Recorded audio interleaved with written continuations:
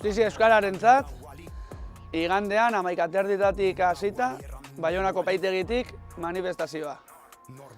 Gure bikidek, Euskararen egunean, Justizia Euskararentzat pintada bat pintatu zuten Baionako epaitegian, Euskarak daukan justizia eza salatzeko.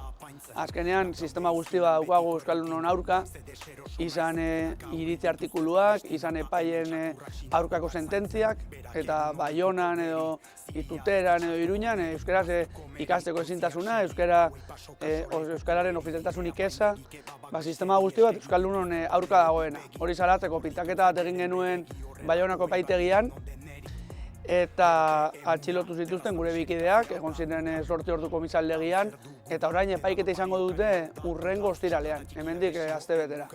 Hori salatzeko, manifa antolatu dugu Baionan igande eguerdi honetan, igande goiz honetan, eta ahalik eta jende gehien bertaratzea kristora izango zen guretzat, eta edozeinek bakoitza bere arloan, bere herrian, bere auzoan eta euskara erdigunera ekarri, euskara eraleko borrokan indarrak batzen baditu, hori izango da euskararentzat egin dezakegun onena bakoitzak bere ekarpenetik.